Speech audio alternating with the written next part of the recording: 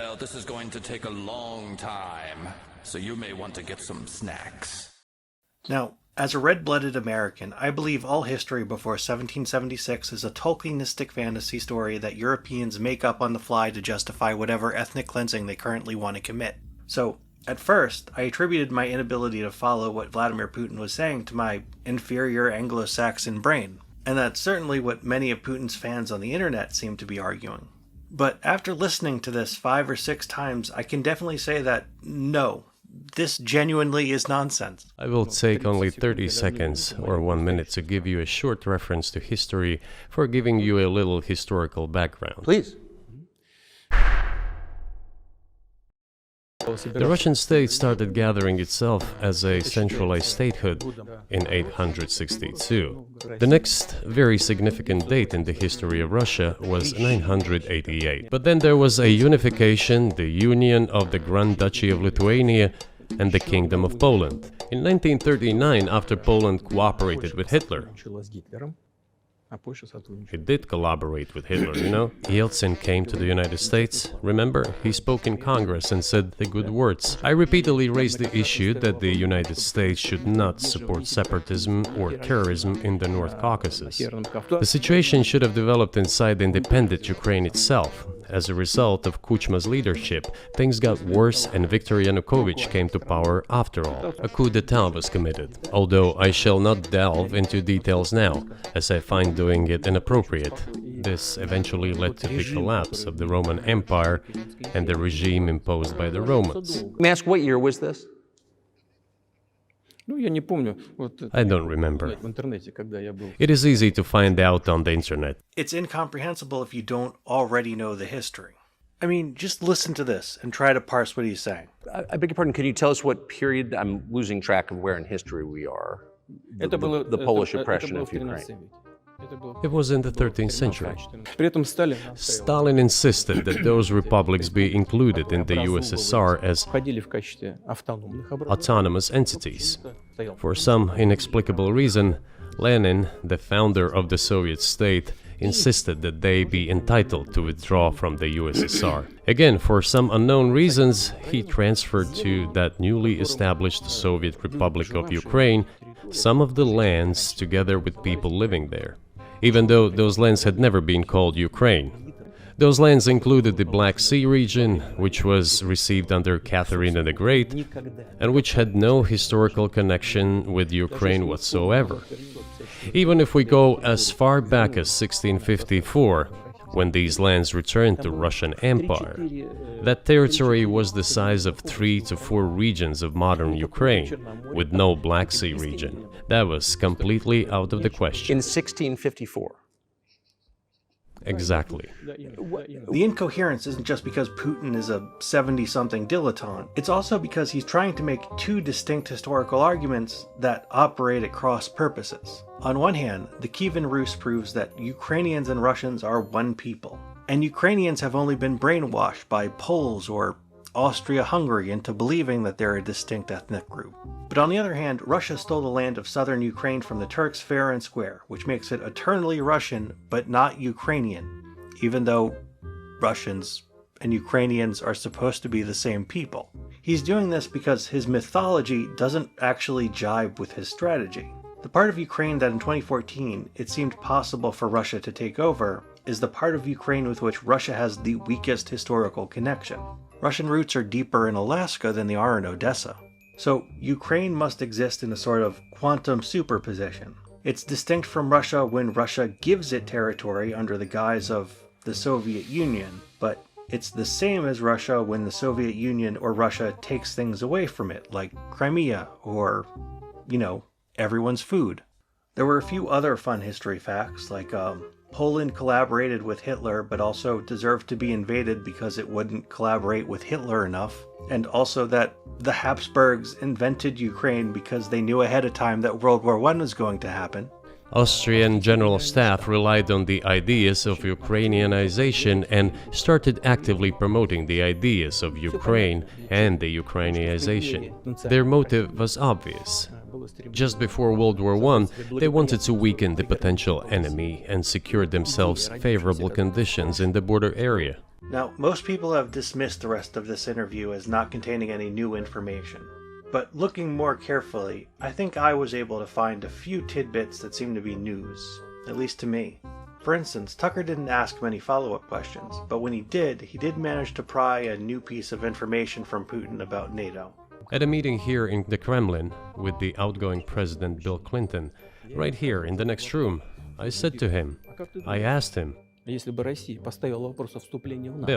do you think if Russia asked to join NATO, do you think it would happen? Suddenly he said, you know, it's interesting. I think so. But in the evening, when we met for dinner, he said, you know, I've talked to my team.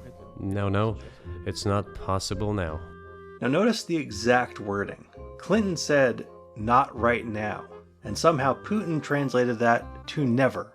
And when asked if he really was interested in joining, Putin can't even bring himself to say yes for the sake of the lie. Were you sincere? It's impossible now. Would you have joined NATO? Look, I asked the question, is it possible or not? And the answer I got was no. So in other words, basically, Putin asked once so that he could say he tried and failed. But from the start, he wasn't interested. But if he had said yes, would you have joined NATO?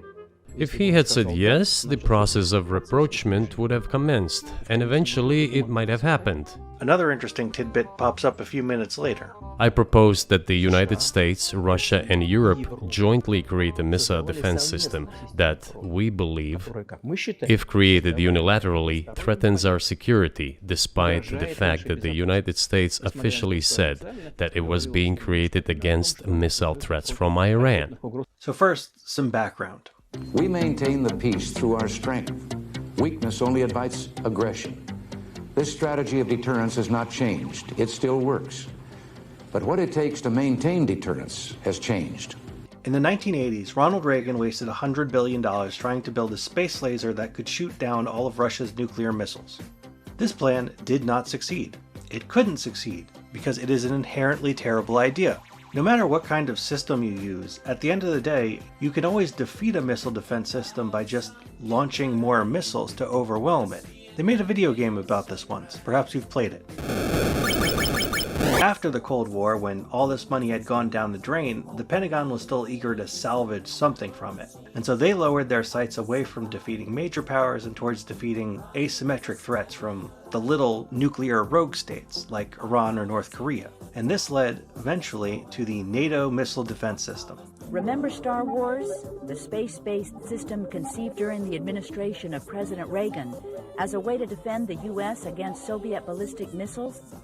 Well, now that countries like North Korea can build missiles too, the missile defense debate is back. Russia hates the system and has been convinced, even before Putin took power, that this system will take away Russia's ability to deter nuclear attacks. And George W. Bush made it worse by proposing to build the system's interceptor launch sites right in Central Eastern Europe, in Poland and the Czech Republic. Putin has, at different points, claimed these interceptors violate the NATO Russia Founding Act, have claimed the interceptors are secretly ground-to-ground ballistic missiles, and finally that they were going to be deployed in Ukraine. But what's strange about these complaints is that not only did they not stop, they got louder after Obama canceled the deployment and moved the infrastructure south. President Barack Obama has written a letter to Russian President Dmitry Medvedev. Obama says he told Russia that reducing Iran's pursuit of a nuclear weapon would in turn lessen the need for the missile defense system Moscow has opposed. There have been indications Obama might be willing to set aside the missile defense system. I've said that we need to reset or reboot the relationship there. Well, Putin has, I think, cracked the code a bit. I suggested working together, Russia, the United States, and Europe. They said it was very interesting. We need to think about it, I'm told. I said, go ahead, please. Then Secretary of Defense Gates, former Director of CIA, and Secretary of State Rice came in here, in this cabinet, right here at this table. They said to me, yes, we have thought about it. We agree. I said, thank God, great. But with some exceptions. In other words, it was never about where the technology was deployed. He just wanted America to give him the technology, and Washington didn't trust him enough for that. The irony is, Putin also presents the best evidence that it wasn't really aimed at Russia. It was right then when I said, look, but then we will be forced to take countermeasures. We will create such strike systems that will certainly overcome missile defense systems. The answer was, we are not doing this against you, and you do what you want, assuming that it is not against us, not against the United States. I said, okay. Very well. That's the way it went. And we created hypersonic systems with intercontinental range, and we continue to develop them. Like I said, a major power can defeat America's missile defense system by just launching more missiles. So Russia and China wasting a bunch of money on a super missile is only a problem if America is lying. And well, they clearly didn't treat it as a problem. But forget misinformation. What actually was the point of this interview? One thing that's clear is that this interview was made for Putin's domestic audience, not Westerners. Putin didn't miss an opportunity to pander to Trump supporters. He doesn't care about them. He doesn't believe American presidents exercise power. And apparently he isn't the only one. So twice you've described US presidents making decisions and then being undercut by their agency heads. So it sounds like you're describing a system that's not run by the people who were elected, in your telling. That's right. That's right. So the question is, what does Putin want the Russian people to know about this war? Absolutely nothing. He doesn't want them to know why he started it. He doesn't want them to know what his or the Ukrainian negotiating positions are. He doesn't want them to know how it's going. And he doesn't want them to know what the end game is. He just wants them to feel things. The content is less important than the symbology of the Chad-wise Russian explaining the world to the silly, naive American abroad. This briefing is coming to an end. It might be boring, but it explains many things. I just don't know how it's relevant. Good. Good. I'm so gratified that you appreciate that. Thank you. So, before World War II... So, when Tucker Carlson asks why Russia invades Ukraine, he gets a patronizing history lecture that does not explain anything except that Russians and Ukrainians are similar and Poland is mean.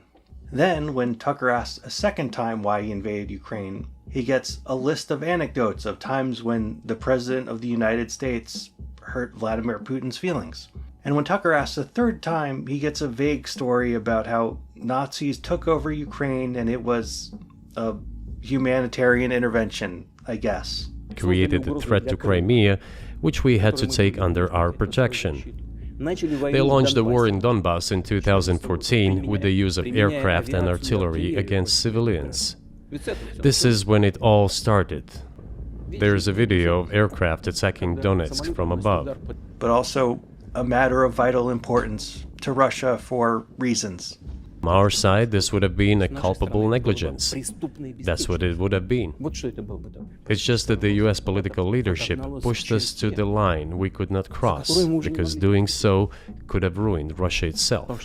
Basically, Putin wants to create a vague feeling that Russia is under attack while making as few specific allegations as possible, lest they be debunked. So what you get is Putin accusing George Bush of funding Shamil Basayev, Putin accusing Obama of massacring the protesters in the Maidan, and Putin accusing Bill Clinton of being a puppet of shadowy forces, but then insisting he can't show any evidence or reveal what they said because that would be violating their confidence and that would be rude. He just told us to get lost. I'm not going to tell you the details because I think it's incorrect. After all, it was confidential conversation. When Tucker asked Putin to negotiate with America, instead of playing along with the propaganda Russia is putting out, Putin just said no. Instead, he talked about the deal that he had with Ukraine earlier, but he could not elaborate on what he had agreed to and what they had agreed to, other than they both agreed Nazis were bad. When was the last time you spoke to Joe Biden? I do not remember. We can look it up. You don't remember? No. Why? Do I have to remember everything? I have my own things to do. We have domestic political affairs. Well, he's funding the war that you're fighting, so I would think that would be memorable. And it works. You'd never know he was president of a country that had just lost 100,000 people. From the outside, it seems like this could devolve or evolve into something that brings the entire world into conflict and could initiate a nuclear launch. And so why don't you just call Biden and say, let's work this out? What's there to work out? He's just a guy playing a board game. This is all Putin has to offer the people of Russia now. A pantomime. A drama of the put upon everyman who finally stands up to the snobs and the bullies and puts them all back into their place. And he's asking every Russian to live that fantasy vicariously through him. And while the war in Ukraine has weakened rather than strengthened Russia's position in the world, it has created a situation where everyone is looking up at Russia and begging them for mercy, if only on someone else's behalf. And that does feel like real power. I'd like to say that eventually the real world will rear its ugly head and the facade will all come crashing down, but I'm not too sure anymore.